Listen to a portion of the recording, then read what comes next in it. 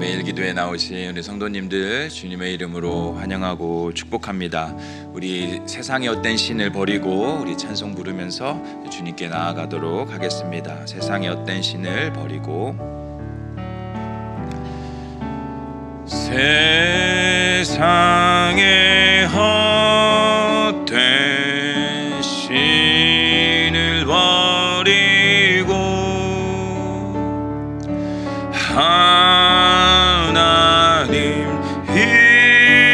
이름 높여 기리세 온 천하 백성 모두 나와서 다 같이 하나님만 섬기세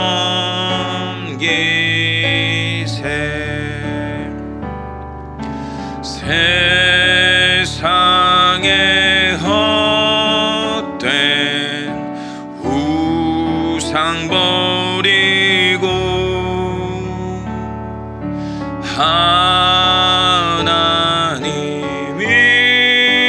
이름 높여 기리세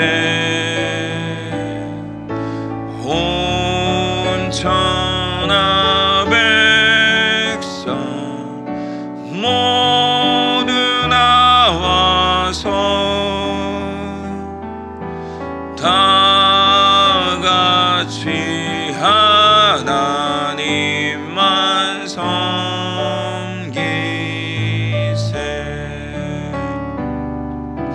주님의 백성 서로 헤아려 시기와 미움 아주 버리고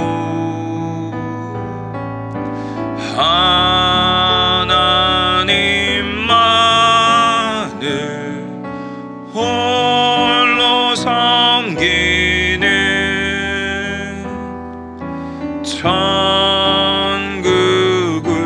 어서 이루어 줍소서.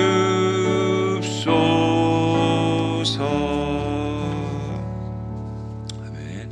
우리 시간 공동체를 위해서 함께 기도하기를 원하는데요.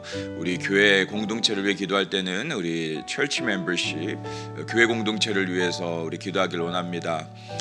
열린문의 성도들이 서로를 위해서 기도하고 또 어려움에 처한 이들을 지원하고 돕는 마음을 가질 수 있도록, 그리고 하나님의 사랑을 나누고 실천할 수 있도록 기도해 주시고요. 또 여러 국가를 위해 기도할 때는 한국과 미국의 경제를 위해서, 경제 위기 속에서도 한국과 미국이 하나님의 인도하심을 또 의지하여 지혜롭게 위기를 헤쳐나가고, 또 특별히 이러한 때 하나님의 뜻은 무엇인가 분별하고 순종할 수 있도록 우리 기도해 주시고, 하나님 나라를 위해 기도할 때는 이근욱, 조영희 선교사님, 우리 기니비사우에 있는 선교사님들 위해 기도하길 원합니다.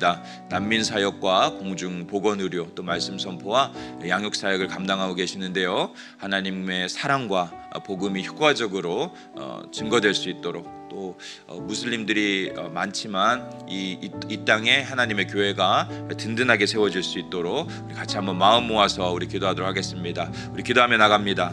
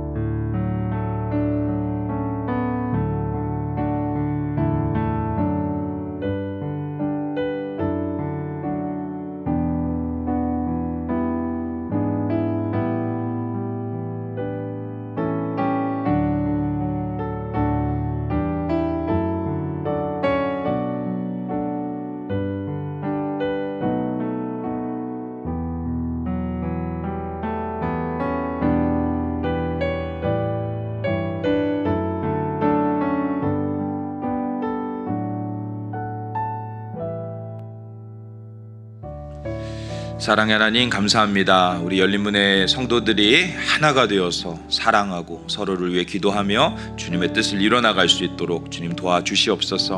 한국과 미국 하나님 아버지 경제적인 어려움 속에 고통당하는 이들이 있습니다. 하나님 우리의 어려움을 아시는 주님, 우리의 모든 필요를 채워주시고 경제적인 어려움에 있는 이들을 회복될 수 있는 사회적인 시스템과 모든 정책들이 아버지 잘 마련될 수 있도록 주여 도와주시옵소서. 우리 이근욱 조영희 선교사님 귀한 기니비사우 사역을 아버지께 헌신하였습니다. 특별히 난민 사역, 모든 아버지 헌신된 사역 가운데 주님의 사랑과 긍휼과 복음이 편만하게 증거될 수 있도록 도와주시고, 또 무슬림이 하나님 아버지 다수로 하나님 있지만 이곳에 주님의 나라가 더욱더 든든하게 세워지는 역사가 일어나게 하여 주시옵소서. 오늘 말씀 주님 듣기를 원합니다. 우리에게 말씀해 주시고 말씀 굳게 붙들고 오늘 하루도 새 힘을 가지고 일어나는 우리 모든 성도들 되게 하여 주시옵소서. 주님 은혜 감사드리며 예수 그리스도의 이름으로 기도드립니다. 아멘. 네, 오늘은 누가복음 3장인데요. 누가복음 3장 말씀을 제가 읽고 제가 3장 말씀의 요약을 여러분께 먼저 읽어드리고 이후에 우리 정독을 하도록 하겠습니다. 누가복음 3장에는 이 예수 그리스도의 족보가 등장합니다. 마태복음 1장이 유대인의 왕 예수를 강조하기 위해 아브라함과 다윗을 중심으로 족보를 나뉘어야 했다면, 누가복음 3장은 이방인의 소망 예수를 드러나기 위해 인류의 보편적 조상 아담에 이르기까지 추적하여 보내줍니다. 마태의 족보나 누가의 족보는 특정한 의도를 나타내기 위해 선별된 인물을 기록하였습니다. 이 족보를 근거로 연대를 계산하는 것은 어리석은 짓입니다. 예수님은 범죄한 인류의 소망으로 이 땅에 오셨고, 구약 성경은 그 예수님을 점진적으로 계시하고 있습니다. 구약에서도 그리스도가 충분히 드러나며, 따라서 구약의 성도들도 그리스도를 믿는 믿음 안에서 구원을 얻습니다. 이와 같이 성경은 철저히 그리스도 중심적입니다. 우리는 기록된 말씀 밖으로 나가지 않도록 주의해야 합니다. 우리 성경 정독 같이 하겠습니다. 누가복음 3장. 디베료 황제가 통치한 지 15해, 곧 본디오 빌라도가 유대의 총독으로, 헤롯이 갈릴리의 분봉왕으로, 그 동생 빌립이 이두레와 드라고니 지방의 분봉왕으로, 루사니아가 아빌레네의 분봉왕으로, 안나스와 가야바가 대제사장으로 있을 때에 하나님의 말씀이 비인들에서 사가랴의 아들 요한에게 임한지라. 요한이 요단강 부근 각처에 와서 죄사함을 받게 하는 회개의 세례를 전파하니, 선지자 이사야의 책에 쓴 바 광야에서 외치는 자의 소리가 있어 이르되, 너희는 주의 길을 준비하라. 그의 오실 길을 곧게 하라.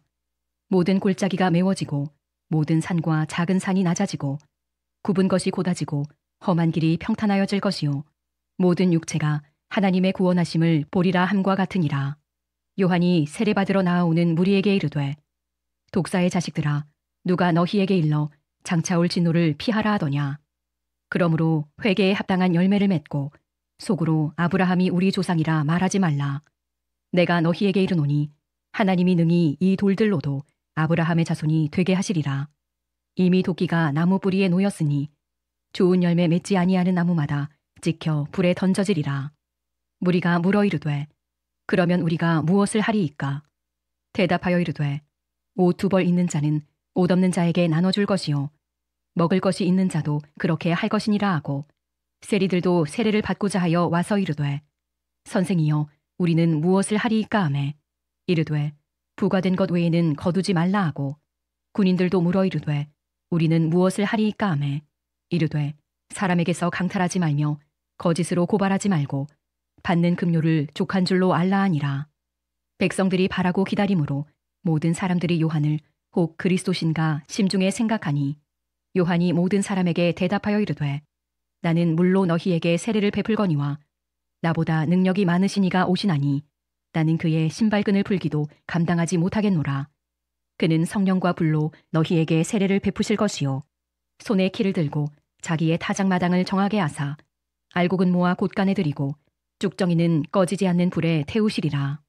또 그 밖에 여러 가지로 권하여 백성에게 좋은 소식을 전하였으나, 분봉왕 헤롯은 그의 동생의 아내 헤로디아의 일과 또 자기가 행한 모든 악한 일로 말미암아 요한에게 책망을 받고 그 위에 한 가지 악을 더하여 요한을 옥에 가두니라.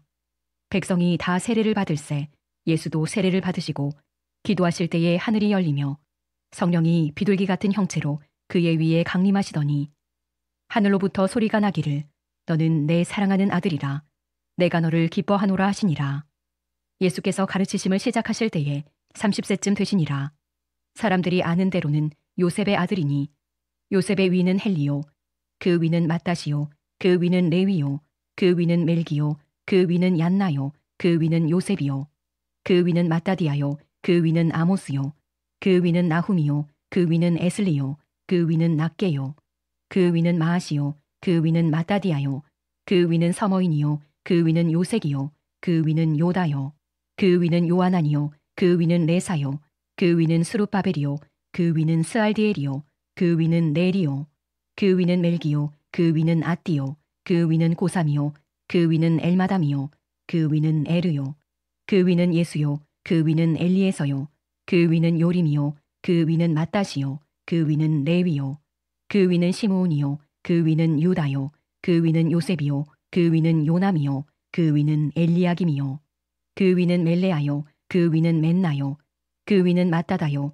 그 위는 나단이요 그 위는 다윗이요 그 위는 이세요 그 위는 오벳이요 그 위는 보아스요 그 위는 살몬이요 그 위는 나손이요 그 위는 아미나답이요 그 위는 아니요 그 위는 헤스론이요 그 위는 베레스요 그 위는 유다요 그 위는 야곱이요 그 위는 이삭이요 그 위는 아브라함이요 그 위는 테라요 그 위는 나홀이요 그 위는 스룩이요 그 위는 르우요 그 위는 벨렉이요 그 위는 헤버요 그 위는 살라요 그 위는 가이난이요 그 위는 아박사시요 그 위는 셈이요 그 위는 노아요 그 위는 레멕이요 그 위는 무두셀라요 그 위는 에녹이요 그 위는 야렛이요 그 위는 마할랄렐이요 그 위는 가이난이요 그 위는 에노스요 그 위는 셋이요 그 위는 아담이요 그 위는 하나님이시니라.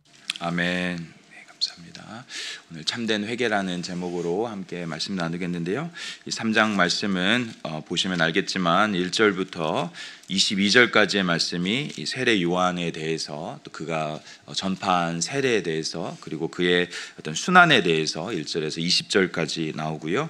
예수님의 세례를 21절, 22절 짧게 보여주고 있고 또 이야기하고 있고 23절부터 38절까지가 예수님의 족보, 예수 그리스도가 누구인지 어디로부터 왔는지 예수 그리스도에 대해서 이렇게 보여주고 있습니다. 오늘은 3장 1절부터 우리 14절까지 말씀만 저와 여러분이 함께 보겠는데요. 첫 번째로 나눌 말씀은 참된 회개의 자리로 우리가 나가야 된다라는 것을 우리가 함께 나누면 좋겠습니다. 오늘 본문 말씀 보면 알겠지만 시대적으로는 디베리오 황제가 통치할 당시에 또 여러 분봉왕들이 이렇게 이스라엘을 나눠서 통치하는 그러한 시기에 말씀하고 있습니다. 세례 요한이 그때 당시 이제 사역을 했는데요.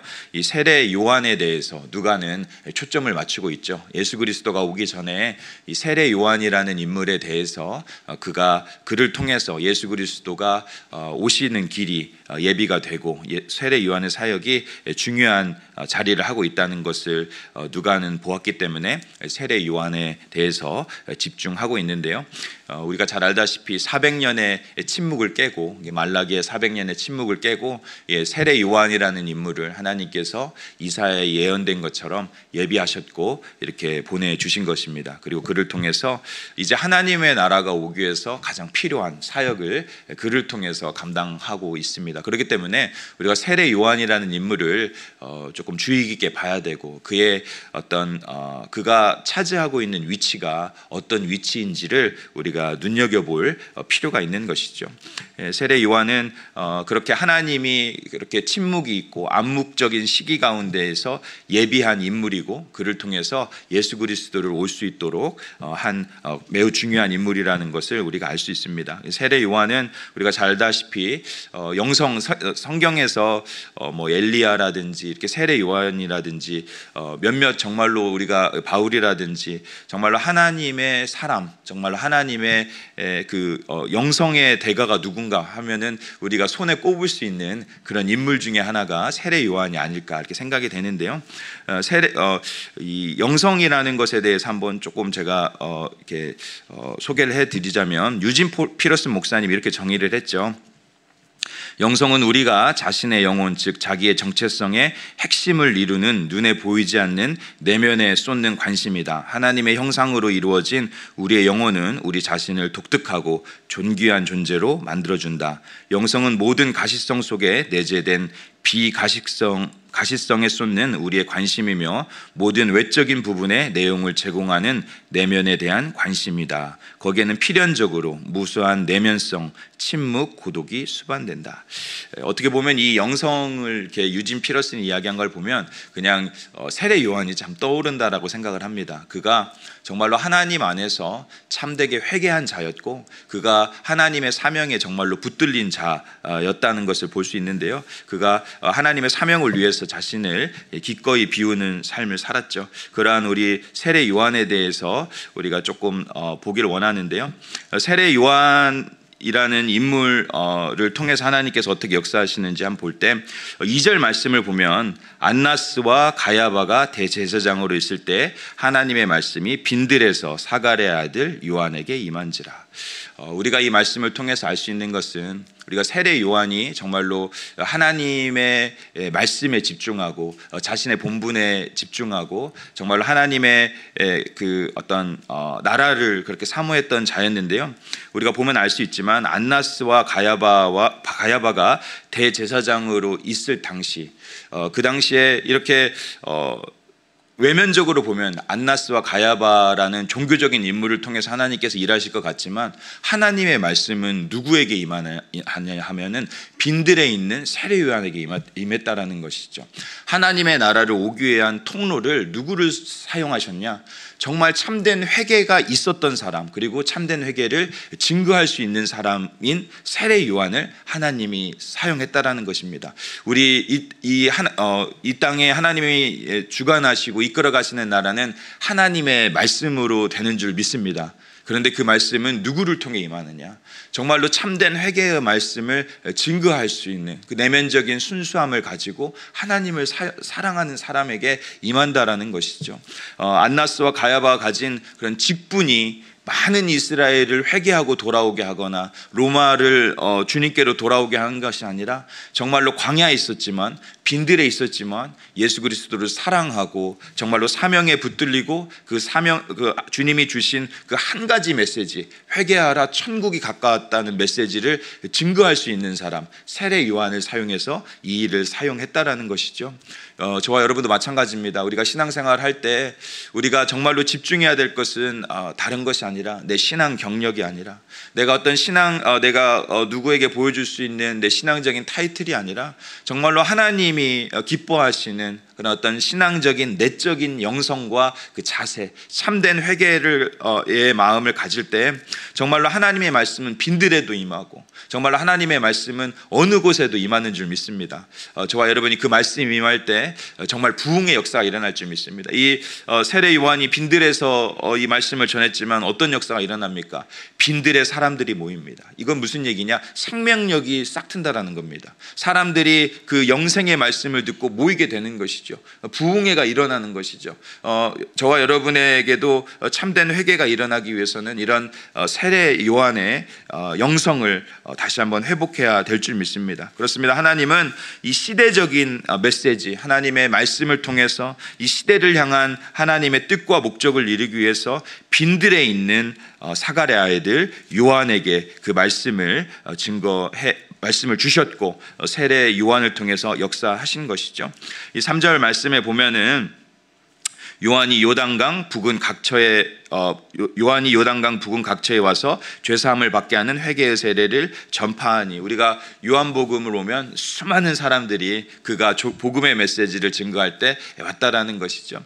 여러분, 우리가 조금 주목해야 할 것은 뭐냐면요, 세례 요한의 말에는 미사여구나 어떤 화려한 언변이 있었던 게 아닙니다. 딱 심플한 한 가지 메시지입니다. 그런데 이 누가복음 복음서를 이끌어 가면서 요한복음도 그러고 계속 복음서에서 요한이 전한 이 가장 강력하고 심플한 메시지를 처음에 소개했다는 건 우리에게 주는 의미가 매우 강한 것이죠.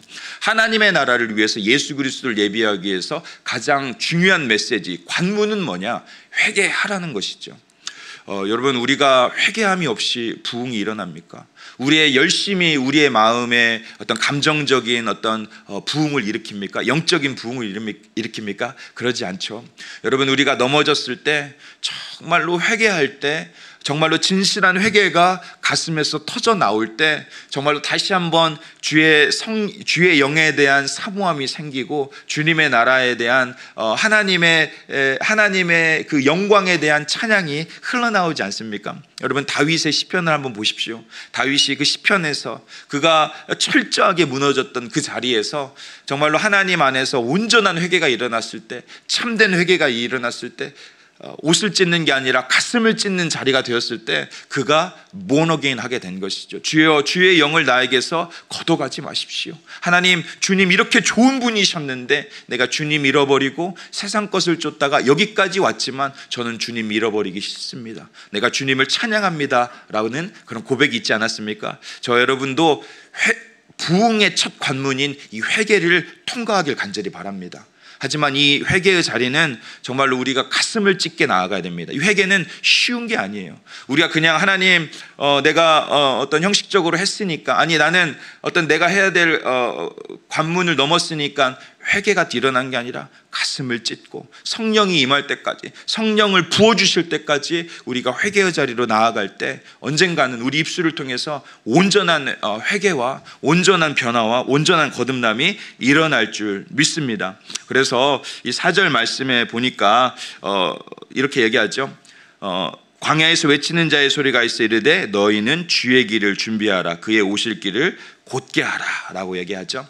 이 회개의 메시지를 증거한 다음에 참된 회개가 일어난 이들에게는 어떤 역사가 일어나느냐, 이런 역사가 일어난다라는 겁니다.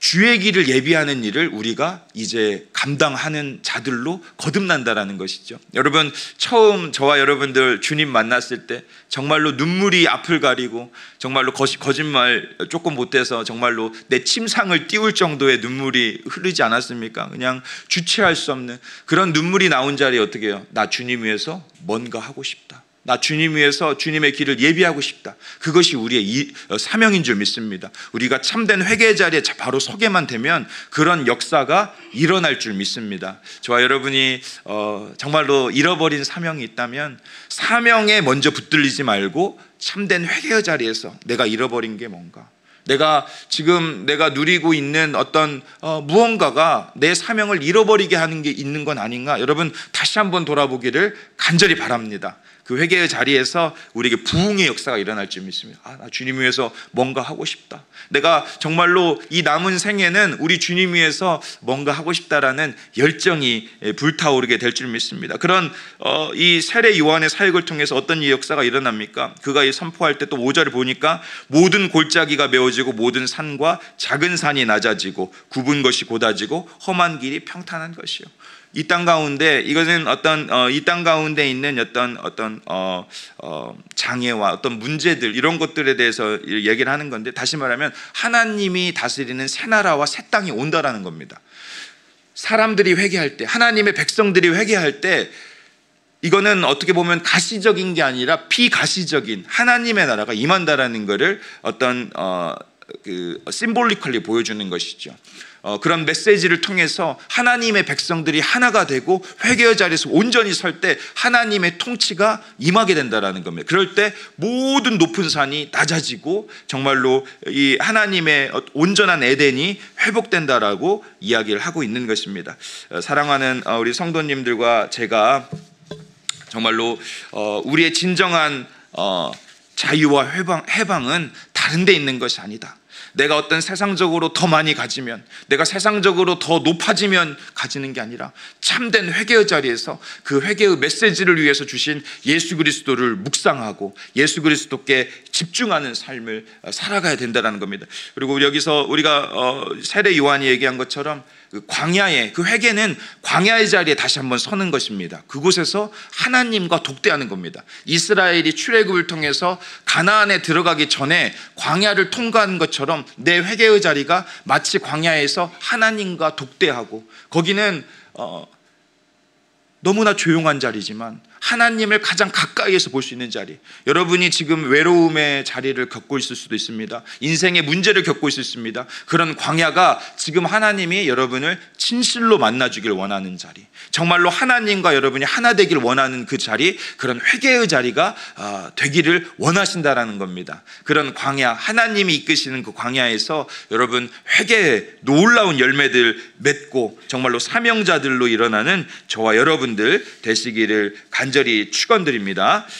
네, 두 번째로 우리 그런 회개의 자리에 온전히 섰던 우리들은 어떠한 정말로 삶으로 또 나아가야 되냐면 그런 회개에 합당한 열매를 맺는 삶을 살아야 된다는 것이죠.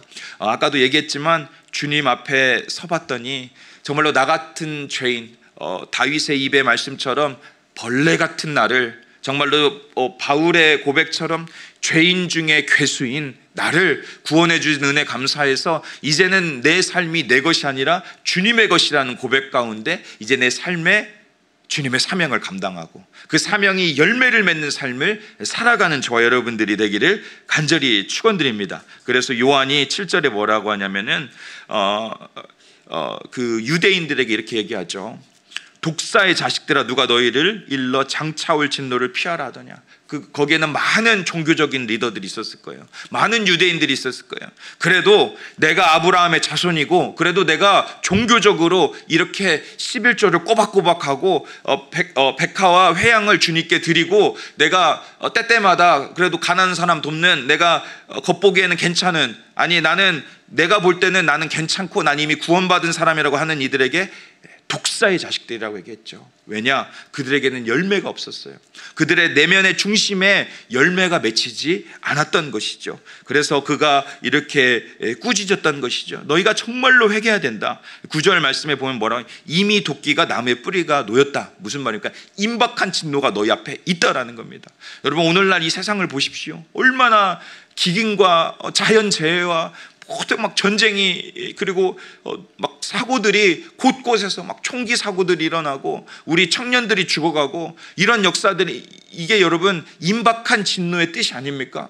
여러분, 하나님이 마지막 임박할 그 심판을 위해서 지금 이러한 어떤 징조들을 보여주는데, 우리가 정말로 근신하고 정말로 우리가 정말로 마음에 다시 한번 두려움과 떨림으로 이 하나님 임박한 정말로 이 심판의 때 도끼가 이미 나무 뿌리에 놓였다라는 것을 우리가 정말로 가슴으로 알고 정말로 우리가 두려움과 떨림으로 주의 사명을 감당해야 되겠는데요.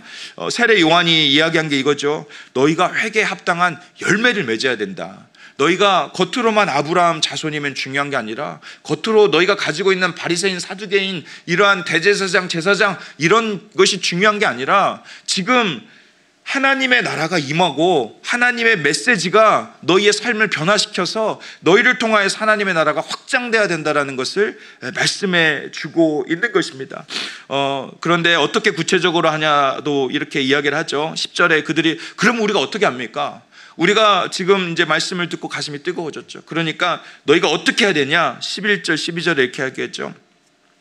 두 벌 있는 자는 옷 없는 자에게 나눠줄 것이요, 먹을 것이 있는 자도 그렇게 할 것이라 하고, 세리들도 세례를 받고자 하여 와서 이르되 선생이여 우리가 무엇을 하고자 할 때 너희가 부과된 것 위에는 거두지 말고, 또 군인들도 물어봤죠. 우리는 무엇을 하리까 하매 사람들에게 강탈하지 말며 거짓으로 고발하지 말고 받는 급료를 족한 줄로 알라라고 이렇게 얘기했죠.